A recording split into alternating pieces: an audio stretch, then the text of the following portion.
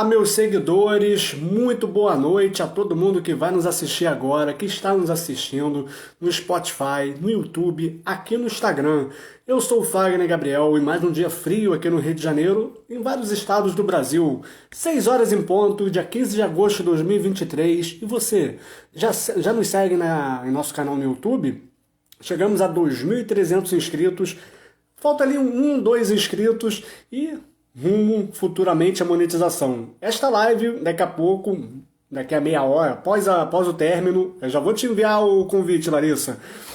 Vai para o nosso canal no YouTube e vocês assinem, compartilhem, comentem. E hoje a minha convidada está lançando a HQ Deusas da Terra, em conjunto com o desenhista Piero Bagnariol, através do selo Quadriculando do Thiago Modenese. Ela que é Larissa Dias, roteirista, psicoterapeuta. Sejam bem-vindos. Nesta edição do programa Mitologia e HQs. Na live, vou recebendo a roteirista, escritora, mitóloga e psicoterapeuta Larissa Dias. Está lançando, como eu disse, a HQ em formato de livro, Deusas da Terra, que está aqui comigo na minha mão, e vamos abordar sobre autoconhecimento, mitos. Fique com a gente nestes próximos 40 minutos, uma hora. Vou chamá-la aqui, já fiz a apresentação. Larissa, mais clarinhos. Botei uma luz aqui próxima. Olá, Larissa. Muito boa noite. Boa noite, todo mundo me ouve, me vê bem aí? Estamos todos te ouvindo. Vou enviar aqui o convite para todo mundo assistir a live, para geral assistir. Já clica no live, no gostei, no joinha. Você que vai nos assistir, você que está nos assistindo. Você falou que estava se maquiando. Eu me preparei aqui com noite fria aqui no Rio de Janeiro. Com um pouco aqui de chapéu, que nós somos artistas. A gente sempre nos arrumamos de uma forma diferente. Eu com a camisa de Snoopy. Seja bem-vinda, Larissa. Perfeito. Obrigada pelo convite, por estar mais uma vez na sua live, né? Eu curto muito aí todo o seu projeto, todo o empenho que você tem, né, de divulgar os artistas, né? Eu acompanho no grupo, acompanho nas lives, eu nem sempre consigo acompanhar porque eu tenho atendimentos bem à noite, né? Então, mas parabéns pelo seu trabalho, agradeço pelo convite, principalmente para falar da HQ, que é uma coisa super legal, né? E é uma coisa bem nova também na minha trajetória e que eu gostei muito de fazer. Vou tirar o óculos para dar um reflexo, acho que eu consigo enxergar. Bela maquiagem. Eu peguei aqui alguns trechos, aqui na parte de trás. Tem uma parte que é uma descrição, que é uma frase do James Wallace que a gente vai começar falando sobre ela. Para este autor, ele diz assim, abre aspas, eu quero que você fale um pouco sobre depois. As forças psíquicas representadas pelos deuses das diferentes culturas estão sempre presentes na psique individual e coletiva, de forma consciente ou inconsciente. Hollis nos ensina que o contato com o universo mítico nos deixa menos passivos da presença dos deuses. Nós os convidamos, embora convidados ou não, eles estarão presentes. Se não forem convidados, eles virão como patologias. Quero que você fale um pouco sobre isso. Na verdade, né, Jung já falava isso, né, que convidados ou não, os deuses estarão presentes, né? Então, se você for olhar a mitologia grega, o comportamento dos deuses, como Zeus, Hera, Deméter, Afrodite, todo esse comportamento, ele existe já integrado na nossa psique. Então, se a gente não chamar esses deuses, se a gente não convidar eles, né, convidá-los para participar da nossa vida consciente, inconscientemente eles vão estar ali agindo, né? E o que isso quer dizer? Vamos olhar para as deusas da terra, por exemplo. Elas são deusas da fertilidade, da prosperidade, são deusas da abundância e são deusas que têm também um tempo certo. Você planta uma sementinha na terra, ela tem um tempo de ficar lá no solo até que ela cresça, quase que aqui, até que ela cresça, né, e gere um fruto a partir dela. Então, tudo isso tem um tempo certo para acontecer. Se a gente não respeitar esse tempo, não importa, os deuses estarão ali agindo naquele tempo. Então, tudo que é nosso tudo que é sagrado dentro da gente, que é essa representação divina que a gente pode ter no externo como deuses nas religiões, né? Ou através dessa imagem arquetípica dos deuses, que é isso que o James Hollis traz aí, né? Ele fala exatamente isso. Os deuses são forças que agem na nossa psique. Então nós precisamos honrá-los, respeitá-los, compreendê-los, nesse sentido de entender o que isso significa para nós, né? Então a professora Oneide, que fez aí essa pesquisa legal aí para colocar e complementar a nossa HQ, ela que trouxe essa frase e foi muito bem colocada, né, para falar da importância de se falar das deusas da Terra. Sim. Eu estou me lembrando também, com essa parte, esse trecho, eu lembrei logo de algumas coisas que a gente sempre conversa que aconteceram comigo, como no caso dos gênios. Não só de patologias, mas também com conversas através dos sonhos, né? Do multiverso. Não vou colocar um plano mais factual. Na questão de você entender sobre o que vem até você. Seja através de você, quando, por exemplo, entra no Instagram, está lá sempre a mesma coisa aparecendo para você. E são os deuses te mandando são os oráculos do século XXI, né, Larissa? O oráculo do algoritmo, né? Porque, querendo ou não, você também está traindo, né, de acordo com as suas pesquisas, com a sua busca, aquelas informações para você. E isso é interessante, porque é exatamente assim que vai funcionar a nossa psique. É a questão de comprar um carro verde. Você nunca percebeu carros verdes antes, né? E você compra um carro verde, todo carro que você olha é verde, porque a sua mente começou a ser direcionada para perceber esse padrão de comparação.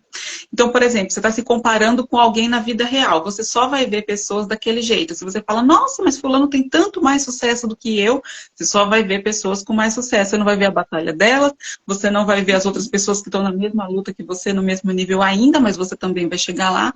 Então, entra muito um pouco esse sentido, né, de você conseguir atrair para você essas energias, né, seja através de Instagram, de um oráculo físico mesmo, né, ou lá do oráculo da Grécia que aparece aqui também, né, na nossa história em quadrinhos. Aconteceu um fato interessante.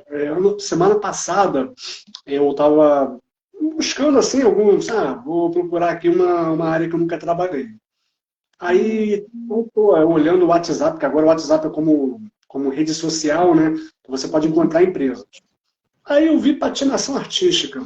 Eu olhei assim, envio mensagem. Eu tenho uma parte, um trabalho rítmico.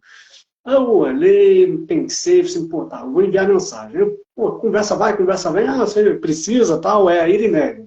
Até lá no nosso grupo, no canal FreeArt, no WhatsApp. Aí eu falei, quero te conhecer. Aí foi ontem, conversei pessoalmente com ela e relatei o que eu vou falar aqui. Terminamos de conversar, marcamos. Aí, quando eu entrei, o que é subjetividade, né? Eu entrei, a primeira postagem, assim, nunca tinha aparecido nada de patinação para mim no Instagram. Eu nem sabia, assim, eu acompanho muito pouco na adolescência. Aí apareceu assim, a primeira campeã mundial negra de patinação artística. Eu falei assim, eu vi tudo, assisti, assim, valeu o algoritmo, ou melhor, o oráculo. Né? Nada sem querer, né? O oráculo da vida contemporânea, digamos. Sendo uma força que de repente as pessoas podem, daqui a 2000 anos, vão compreender. Hoje, claro, dentro das suas percepções, podem fazer assim a releitura dessa época, mostrando que as redes sociais eram deuses. Pode ser também isso. É um recorte interessante. É uma interpretação, né? A gente não sabe de muitas coisas lá do passado, ou porque os vestígios foram destruídos, ou porque a gente não encontrou vestígios suficientes para poder contar uma história, né? Ou não conseguiu traduzir determinadas coisas. Então, óbvio, né? Eu trabalho numa empresa de arqueologia e meio ambiente e a diretora fala que daqui a, 2, 3 mil anos, uma garrafa de Coca-Cola vai ser a divindade que todo mundo tinha, né? Naquela época ela ainda falava isso com a garrafa de vidro, que não ia perecer, né? Ia sobrar, né? Então são coisas assim que eu acho que é importante da gente sempre levar em consideração. Não custa, né? Olhar aquela informação, como você falou, né? Vamos lá xeretar, ver se tem a ver com a gente ou não.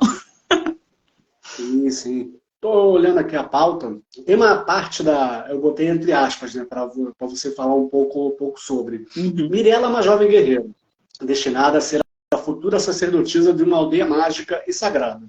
Após falhar no último teste, ela se vê obrigada a empreender uma jornada para recuperar as partes perdidas da Grande Serpente, a protetora dos mundos, e consertar o estrago que ela mesma causou.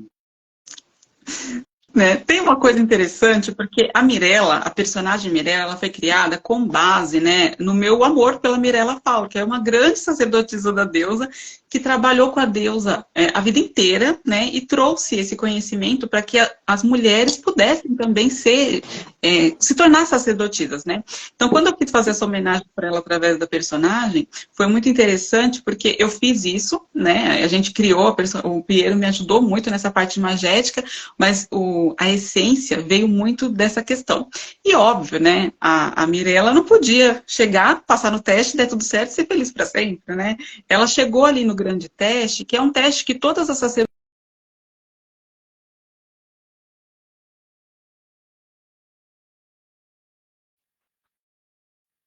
né, que é um ser mítico, que é um ser mágico e é o ser que é responsável por proteger as deusas da Terra. E quando ela estava ali, ela tinha um teste muito importante, de autoconhecimento. Por acaso, Mirella descobre naquele exato momento que ela não sabe de exatamente nada sobre a vida dela, né? Então, por isso que ela não passa no teste, por isso que ela causa um grande problema, né? E quando Mirella não passa no teste, o que aconteceria naturalmente, né? Isso estão nas páginas que a gente até publicou lá no Catarse, na campanha. A pessoa ia ser destruída, ela ia ser morta pela grande serpente. Só que Mirella era um pouquinho especial. Então, alguma coisa impediu que Mirella fosse morta para que ela pudesse iniciar essa jornada que ela fez, né? Que é toda a história aí da HQ a partir disso.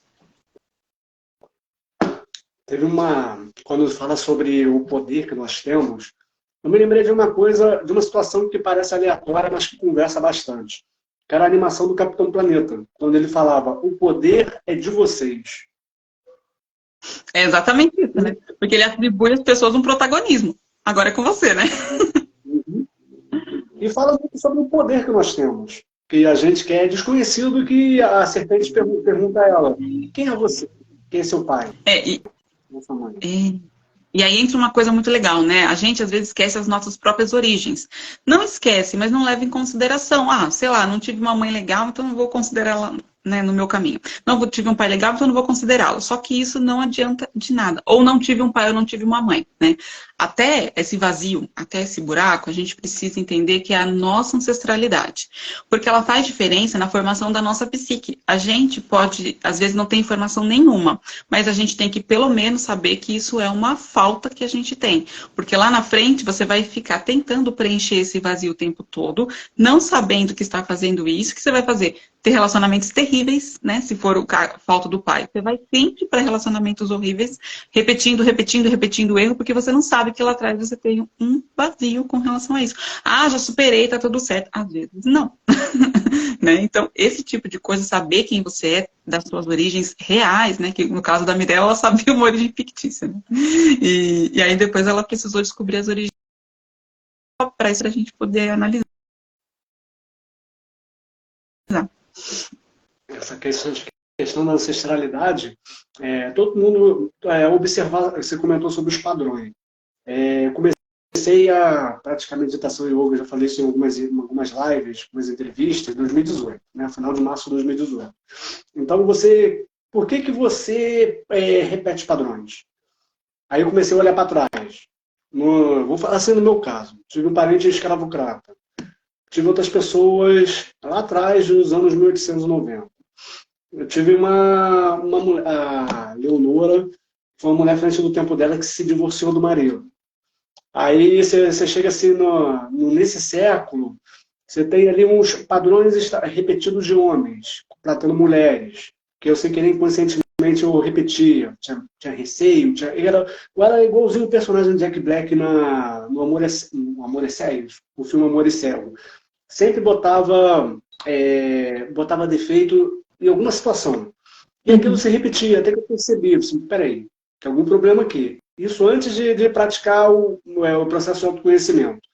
E quando eu comecei a desenvolver, eu comentei até sobre o Vakuit, o Felipe do Gojira, né?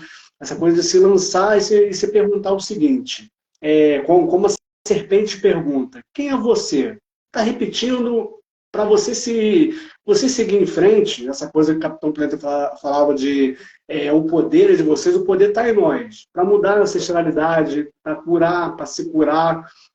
E tem uma parte que eu quero que você fale, que a Mirella foi se curar, dentro daquele processo que é o processo de autoconhecimento ali representado com como se fossem agulhas, como se fossem lanças dentro dela. Esse se rasgar-se e se remendar. Fale um pouco sobre isso. Essa coisa, né, de você conseguir, do dilaceramento, né, ou de você ser engolido por algo, ela acontece em alguns momentos das histórias dos heróis, para que eles provem, né, também o seu valor, a sua resistência ao sofrimento, né. Quando a serpente tenta devorar a Mirella, ela tá ali em choque, né, o Piero fez uma ilustração magnífica ali, que ela tá eletrizada, literalmente incrível. Deixa eu ver se eu acho aqui para mostrar. E quando ela tá naquele processo, né, sendo engolida pela serpente, é um processo doloroso, né, gente? Vamos lá, ó, só para vocês verem aqui do que se trata, né?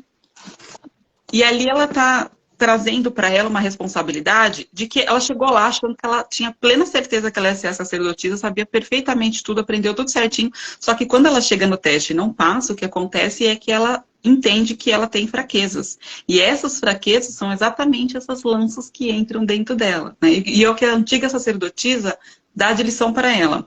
Você tem que ir com humildade, né? Porque se você não for com humildade, a energia da grande serpente vai passar por você, que é o teu teste de conhecimento, e ela é uma lança afiada.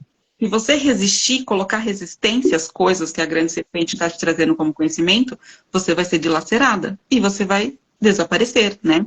Que é um conceito que existe muito na mitologia egípcia, né? Depois que você é julgado, se você não passa no julgamento dos mortos, você é engolido, né, por uma divindade que é meio crocodilo, ela é meio metamorfa, assim, e a partir dali, sua alma desaparece, você some no mundo, não vai para lugar nenhum. É a finitude da existência, né? Então ali tem essa questão, né, que a Mirella tem que enfrentar, e a grande serpente, ela é algo que é muito interessante nas deusas da terra. Ela é natural, ela não é boa nem má, mas ela tá ali com uma função, e ela vai cumprir a função dela, né? Então aceitar isso é uma coisa que a gente também precisa, aceitar as grandes serpentes que aparecem na nossa vida.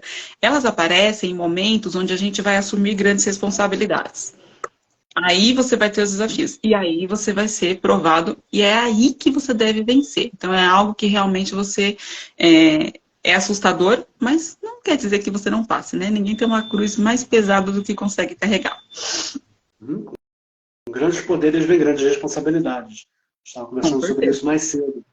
Essa questão do... A gente vê todo esse recorte do sofrimento dentro da cultura pop, né? Eu mencionei, até para quem está nos assistindo gosta de animes, por exemplo, você pega essa questão do sofrimento como uma forma de transformação interna. Você pega em Bleach, Ichigo, quando foi praticar meditação no Dangai. Você vê Naruto Uzumaki, Naruto Shippuden, quando foi fazer a meditação dos sapos. Meditação que agora, sempre dentro das lives, eu sempre me esqueço o nome das coisas, mas vamos lá. Ele foi fazer o modo sábio dos 6 caminhos. Ele transforma o olho dele, ele consegue fluir com a magia natural, ele tem que se descobrir por dentro, e com isso ele consegue assumir a forma como ser um antroposofismo. Aí também coloquei aqui o Seiya de Pegasus. Esse é o ídolo do protagonismo. Apanha, cara, é o ídolo do chão. Você pega o Ikki de Fênix, que é o único cavaleiro é o único cavaleiro que tem a armadura que se regenera sozinha ad eternamente, porque é a Fênix que sempre ressurge das cinzas.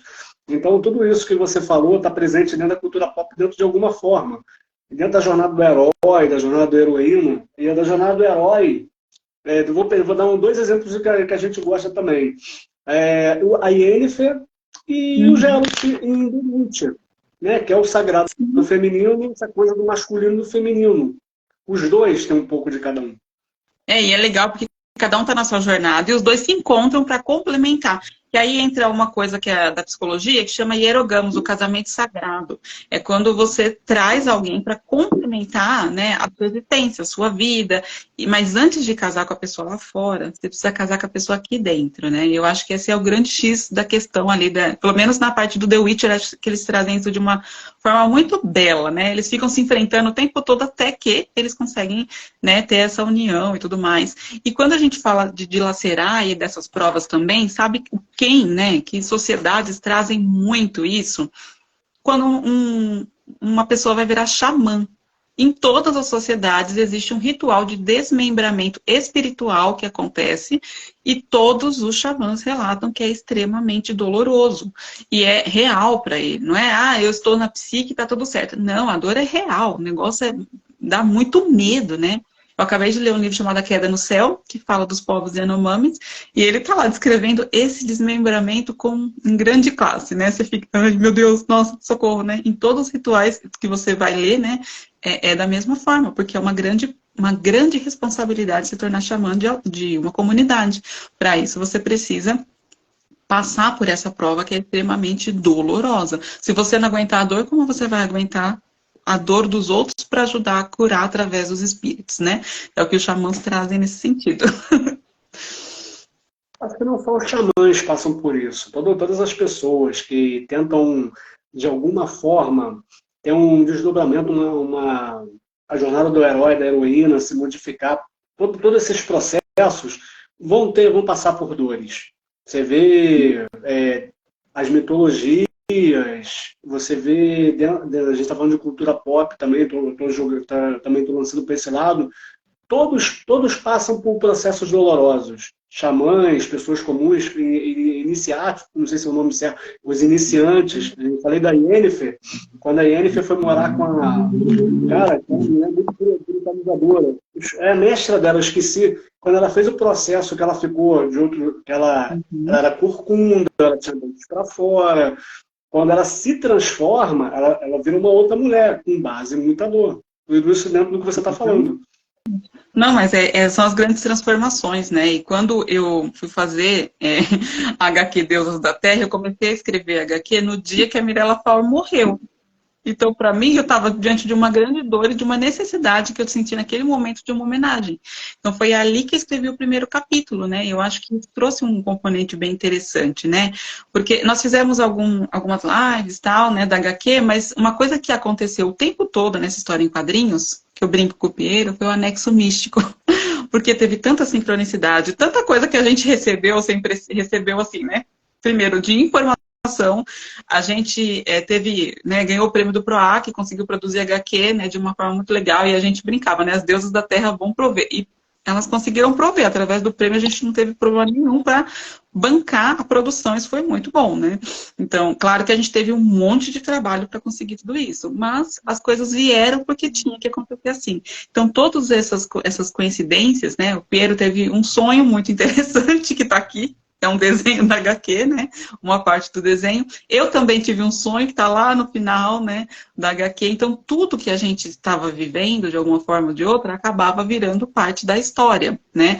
E esse roteiro foi escrito de uma forma muito engraçada, né? Porque eu escrevi o roteiro e mandava para o Piero. Ele lia e me dava um retorno. Então, assim, eu escrevi o roteiro em 12 partes. Imagina se eu chegasse nas 6 e não fizesse ideia, não sei mais o que vem depois. Acabou, não tem roteiro, esquece a história. Mas não foi nada disso, foi tudo muito fluido e muito... funcionou tudo muito bem nesse sentido e foi muito legal, assim, por conta desses anexos místicos também, né? Então, nós fizemos nossa jornada ali enquanto produzíamos. O Pedro que está aqui na live. Seja bem-vindo, Pedro. Dá um salve aí pra gente. Temos aqui algumas visitas. O Adriano Ferrearte. Vou dar uma olhada aqui. Carol, que é minha amiga de infância. Carol está aqui em cima. Carolina Souza. Érica Roses. Omiro Júnior. O Piero. Will Cederaman. Não sei quem é. O Will é um quadrinista maravilhoso. Ele fez o Demetrius Dungeon, uma saga. Eu escrevi para ele também. Opa, me adiciona aí. Pode me servir para para conhecer também seu trabalho. Sempre importante, assim. Depois eu coloco E vocês quem em não contato. conhece, e quem não conhece o canal, sigam lá a gente, canal Free Art no YouTube. Essa live depois vai para lá. Sempre faço resenhas sobre HQs, animes, quadrinhos em geral. E também sobre o universo da cultura pop. Posto um pouco, como era sempre, sobre o mundo árabe, por causa, né, de deuses conversando comigo. Olha isso, as sincronicidades. Para quem não... Vou contar uma curiosidade antes da próxima fala da Larissa. Eu comentei sobre essa questão do mundo árabe, e ela estava falando sobre sincronicidades, de observar o universo. No final de dezembro, isso queiram ou não queiram acreditar. Estava eu dormindo, assim, quando você está quase acordando, está meio preto, assim, você não está mais sonhando nada, você está ali ressonando. Aí escutei uma voz bem contundente conversando comigo. Conheça o universo do cinema árabe. Conheça o universo, o mundo árabe. Assim, uma voz bem contundente. Aí eu acordei e eu sempre tenho um costume de observar tudo. Tudo. Eu vou sentar, eu conheço muito pouco, conhecia cantores turcos, não é o caso do mundo árabe, né? Mas assim, dentro de Oriente Médio, dentro da Ásia, que a Turquia faz parte da Europa e da Ásia. E isso tudo modificou. Só um adendo que é muito interessante. Fiquem atentos, se permitam, assim, peraí, que eu conversei isso com uma outra amiga, ela falou, a outra pessoa poderia, que isso? Isso é insanidade. Aí se permita, ver onde pode chegar. Agora, volta a atenção aqui, né? Se você não tivesse ouvido, você não tinha aproveitado oportunidades para o seu canal, né? Que essa parte aí, né, do mundo árabe abriu completamente, né? Abriu. E eu conheci a atriz saudita chamada Fátima Al-Banawi. Se não tivesse sido essa voz, eu nunca teria conhecido. Eu vi o primeiro filme dessa leva, foi o Baraka... Como é? Acho que é Baraka Tubaraka. Sobre as relações amorosas dentro da Arábia Saudita. Esse filme é maravilhoso. Eu adoro filme como é fala? Filme alternativo. Eu falei assim, cara, e assim, a Fátima Al-Banawi é uma pessoa, é uma mulher poderosa. Aqui no Ocidente a gente fala empoderada. Conheçam Fátima Al-Banawi. Voltando, e assim, quando você falou do meu canal, eu comecei a postar atrizes turcas, algumas coisas ali, e começaram a ter comentários em árabe, comentários em alfabeto cirílico, por causa dessa conversa comigo. E o mais engraçado foi uma garota que comentou. Aí eu fui estou escrevendo aqui pelo Google Tradutor. De onde você é? Ela, do Kurdistão iraquiano. Para quem é das ciências sociais, para quem gosta de conhecer pessoas, está na Disneylândia. Voltando aqui, Larissa. Eu coloquei na pauta a seguinte parte. Abordando sobre a passagem. Porém, uma profecia da antiga sacerdotisa em seu leito de morte, ele revela sobre o antigo labirinto que conecta os mundos mitológicos e o que está em perigo. Na verdade, é a própria continuação da humanidade. Porque assim que a Mirella não passa no teste, né, ela descobre que, assim que ela sai, né, da derrota lá, ela descobre que a antiga sacerdotisa está morrendo. Sim, ela não tem como não ser a sacerdotisa agora, mesmo ela não passando no teste. E ela está lá no leito de morte e ela acaba revelando para a Mirella uma profecia, que é justamente essa, de que a Mirella vai ser a única responsável por conseguir salvar a humanidade. Por quê? O mundo está caótico de um jeito que as sacerdotisas da Terra ainda não haviam percebido, né? Então, assim, os desastres ambientais causados pelos humanos estão em um nível que o mundo vai perecer. Fim. Então, a Mirella precisa, né, criar, através dessa jornada, conexões com as deusas da Terra de várias mitologias, e por isso ela é tão importante. Mas Mirella é uma pessoa especial dentro desse contexto, mas que precisa de ajuda nesse contexto, né? E é aí que ela entra em contato com os outros personagens. Esses mundos mitológicos são os mundos das diversas culturas que ela vai encontrando. E ela faz isso através desse labirinto aqui, ó, né? É um labirinto que ele é tridimensional, né? Quando eu estava escrevendo a história, a gente ficou, meu Deus, como é que a gente vai ajeitar isso? Mas assim ajeitamos, né? Então esse aqui é o labirinto, ele tem o mundo das deusas aqui, né? Aqui ele tem as vastas terras, que é o nosso mundo, e na parte de cima é a aldeia sagrada, né? Então tudo isso, esse trajeto que ela faz, é um trajeto que ele é real, mas ao mesmo tempo ele é espiritual. Então ela vai se conectando com as deusas, em cada história existe um problema real que está acontecendo naquele local, né, ou que já aconteceu como um desastre ambiental. Todos os desastres ambientais que aparecem são reais, de acordo com as regiões. E o mais interessante de todos, né, é que as deusas também têm demandas reais, né? No caso de Deméter, ela está ali pedindo algo para Mirella, que existe na mitologia grega, que ela precisa fazer mesmo, né? Que é algo que Deméter sente muita falta. Então, todas essas histórias fazem com que Mirella vá conectando não só as deusas, mas os humanos também com a parte sagrada. Então, é um monte de conexão que é feita ali no caminhar, né? Não sei se você, ao ler, também sentiu isso, mas eu gostei muito dessas conexões que são feitas em vários níveis, né? Uma coisa meio tridimensional aí. Vendo a figura, a imagem agora, lembra um pouco Yggdrasil, da mitologia nórdica. Foi bem nisso que a gente inspirou. A gente vai pirando. Você vê assim uma terra em formato de pulmão. Uhum. Né? Tem o formato de estrutura. Tem um plano aqui, um solo bem firme. Então, o formato de pulmão, e aqui tendo uma parte separando as duas partes, é a parte que oxigena, a parte que dá vida. Agora, eu adorei. E o labirinto está aí no meio, né? E tem ali, e aqui, eu não sei se vocês perceberam, eu olhando agora, nessa parte aqui, parecem iglus, né? E também parecem ou então parece aquelas superfícies da Lua, superfícies lunares. Parece que tem alguém morando ali.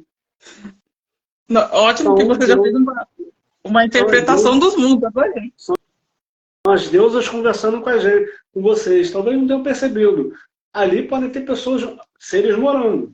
Aqui, ó. Sim, com certeza. As pequenas casinhas.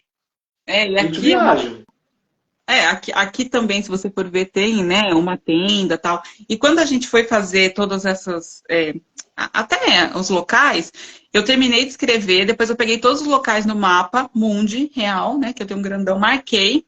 Aí eu vi um tipo de padrão. E quando eu achei esse padrão, eu fui procurar se existia uma constelação com esse padrão. E, por um acaso, existia. Era a constelação de Bootes, que é boieiro, que aparece aí na história, né? Ela guia o tempo todo o pessoal na jornada. Só que boieiro é a constelação do deus Dionísio, né? Ou de um filho de Deméter. Então tem coisas bem interessantes nessa história que estão escondidas, ninguém contou, não está em lugar nenhum, e que aconteceram por conta dessas sincronicidades, né? Então, assim, é muito legal, porque não é só no nível terreno, não é só no nível quitônico, não é só no nível da aldeia sagrada, é uma constelação que também está indicando o caminho. Então, quando a gente foi criar todos esses cenários, aí o Piero falou, vamos fazer um mapa. Não tá rolando aqui nem na minha cabeça, nem na sua, da gente entender. Beleza. Aí a gente fez o mapa, ficou claro para todo mundo. Que aparece várias vezes na história, se completando tal. É muito legal essa parte do mapa, porque ela dá uma orientação, né? Para todo mundo que tá lendo. E até para nós. Tem uma estrutura aqui, essa branca. Não sei se vocês perceberam, parece tanto uma estrutura, uma nave alienígena, ou então aqueles templos de Ashta, templos antigos, templos maias. Esses são os mistérios do Piero, tá? Porque se vocês forem olhar as vastas terras, tem um edifício parecido com esse, que tem esse símbolo. Deixa eu ver se eu acho aqui. Acho que é bem aqui. Ó, não, as vastas terras tem um observatório aqui, ó. Acho que tá mais fácil de ver assim. Isso. Né? Que aqui é uma das visões das vastas terras. Bom. Diferente para a estrutura, tem alguns tracinhos que parecem pessoas. E, na verdade, são tridimensionais, estão querendo mostrar alguma coisa para vocês. Não são criaturas da Terra. Ó, são pequenos filetes. Quando eu tenho essa teoria comigo, quando a gente escreve, a gente se conecta. A gente, Claro. muitas das vezes a pessoa desenha alguma coisa, o que é isso aqui? Que forma é essa? O artista não sabe. Então essas formas aqui parecem criaturas de outras dimensões. Estou viajando aqui. Então que Não, seja. mas não, é a Meu, interpretação. Essa eu HQ peguei foi uma. feita cheia de simbolismo para todo mundo poder interpretar o quanto quiser, né? E eu acho que é essa parte legal. Cada um vai compreender da história aquilo que também, além da história em si, né, vai compreender aquilo que lhe compete, né? E uma das coisas bem legais dessa história é que ela aqui o Piero tentou representar vários cenários que aparecem, né? Então aqui, por exemplo, é a parte do portal da cidade perdida, né, e tal, que tem lá no meio da história. Então tudo isso faz parte de caminhos que nós traçamos na nossa vida. Esse portal da cidade perdida, ele é uma conexão que a gente faz com o nosso sagrado, através daquilo que a gente chama de selfie, que é essa imagem de Deus em nós, a nossa